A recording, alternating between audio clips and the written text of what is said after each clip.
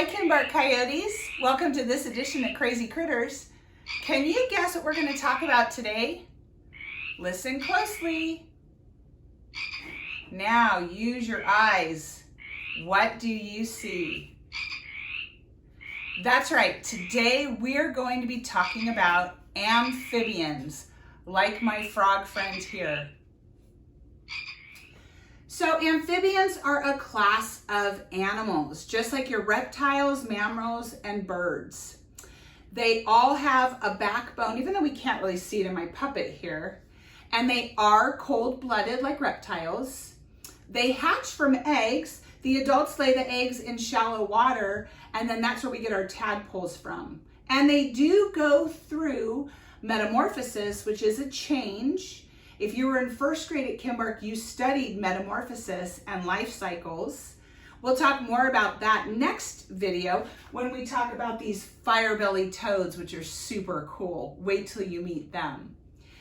These guys breathe with gills when they are tadpoles, and then they breathe with lungs as well. So when they get to be adults, they develop lungs so they can live on land. We know that they have a nice thin, moist skin they've got to keep wet. For our aquatic frogs and salamanders, it helps them to breathe. So that's pretty important for them. These guys back here, we'll learn about them too, but they also have a pool of water that they love to be in. There are three kinds of amphibians. There's your frogs and toads. There's salamanders, which we'll see in a couple of minutes.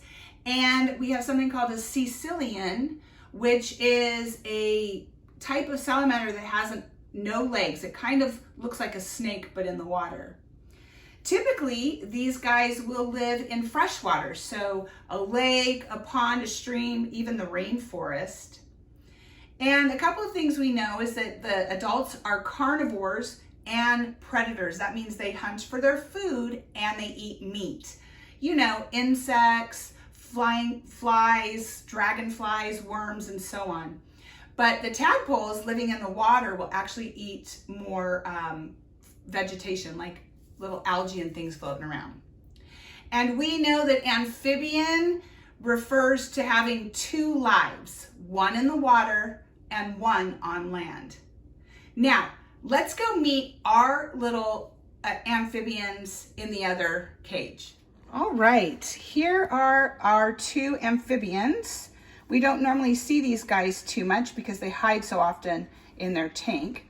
But we have a little frog here. We're not quite sure what kind he is, but most likely he's an African dwarf frog. They spend most of their time in the water, and you'll notice his little hand here is a little bit deformed. But he swims just fine, and his back leg, he doesn't have quite the length of his back leg on that far side there. Okay, and we also have a red-bellied newt.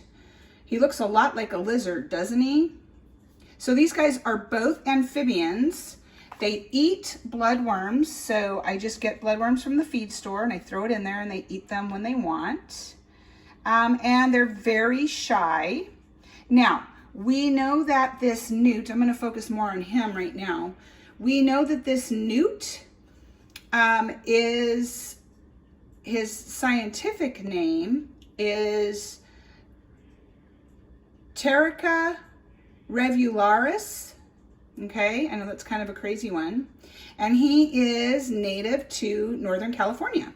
So he's something you might find in wet, moist areas up around Santa Cruz, above San Francisco area. Okay, we know that he can live to be 20 to 30 years old, and he's an adult. They're between 2 3/4 and 3.5 inches long. So a newt is a type of salamander, okay? Really, the only difference between a newt and a salamander is their classification. We're not going to get into that. That's pretty scientific for me. We do know that he's got a red belly. That's why he's called a red-bellied salamander. I'm going to pick him up here so you can see his underside. Can you see that? Oh, he's like, let me back in my water. Don't do that. I just want you to see for a second. You can see he's red underneath. There we go. Red underneath. Okay. and they rely on their skin color to help them camouflage. We talked about adaptations with our zucchini. Well, animals have adaptations too. And remember, an adaptation helps an animal survive in its environment. A lot of times, the bright colors tell a predator, stay away because I am poisonous. You might have noticed as I'm working here that I have gloves on. That's because I have oils in my skin that can harm him, and he has oils on his skin that could probably irritate my skin. So I just got to make sure that I protect my hands and to protect both of us. Now, there are over 60 species of salamanders around the world, and the largest salamander is the Chinese giant salamander. He can grow up to 6 feet long and 140 pounds.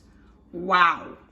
This guy right here, he's a little bit shorter than a Twinkie. If you know what a Twinkie is, he's about just a little bit shorter than a Twinkie. So he's not too big. Well, that's all I have for you this time. I got to get to cleaning their cage. I hope you enjoyed this and learned something about all of our crazy critters and amphibians. Stay tuned next time when we get to see those fire-bellied toads. Make sure you like this video and you share it with your friends, and I'll see you next time.